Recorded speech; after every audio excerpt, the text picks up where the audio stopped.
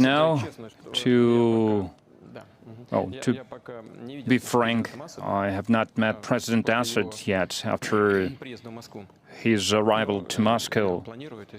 But I have such plans. I will speak to him for sure. You mentioned Syria.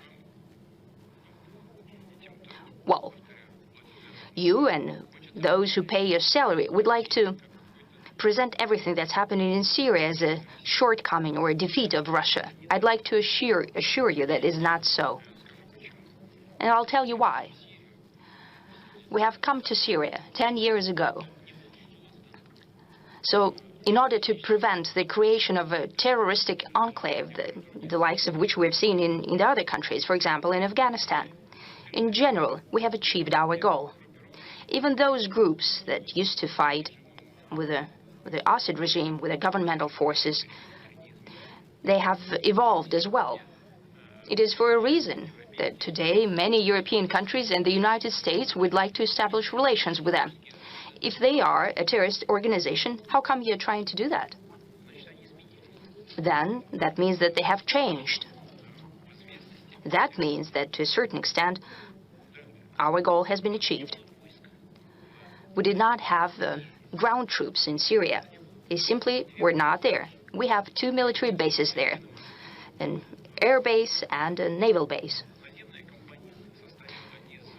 The ground operation consisted of the troops of the Syria itself and of some, and it's an open secret, of certain pro-Iranian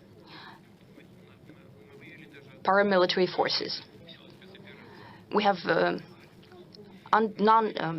returned the troops of the Special Operation Forces. We have withdrawn them from there.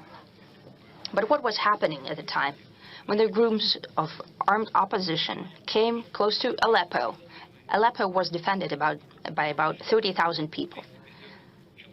350 fighters entered the city. The governmental troops, as well as so-called pro-Iranian units, have left the city without fighting. They've blown up their positions and just left. The same happened with some exemptions. There were some hostilities there, but the same happened all around Syria.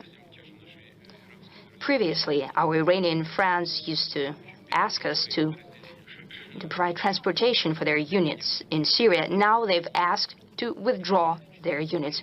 We have transported out 4,000 Iranian fighters to Tehran from Khmeimim base. A part of so-called pro-Iranian units left without fighting to Lebanon, part of them to Iraq. Today, the situation is quite complicated if we're talking about Syria. We expect and hope that the peace and calm will come there. We have established relations with all groups that control the situation on the ground and with all countries in the region. And the majority of them are telling us that they have an interest for our military bases in Syria to remain in place. We need to think about it because we need to decide for ourselves what will be the relations, our relations with those forces that are controlling the situation right now and then who are going to control it in the future. Our interests should coincide. If we are to stay there, we must be doing something in the interest of the side who's doing there. What would be such interest? What could we do for them? This is a question that requires accurate and painstaking working through. But now, even now, we can do something using these bases as well. And we have proposed that to our partners already. Those partners who are on the territory of Syria and in the neighboring countries. We have proposed that we can use the air base of Khmeimim to deliver humanitarian aid to Syria. This was accepted with an understanding and with desire to organize this joint work. The same applies to the Tartus naval base. Whoever would like to present Russia as weakened, and as you're an American, I would like to remind you of a well-known writer and a person who said at a certain time, The rumors of my death are much exaggerated. Don't miss out. Log on to oneindia.com for more updates.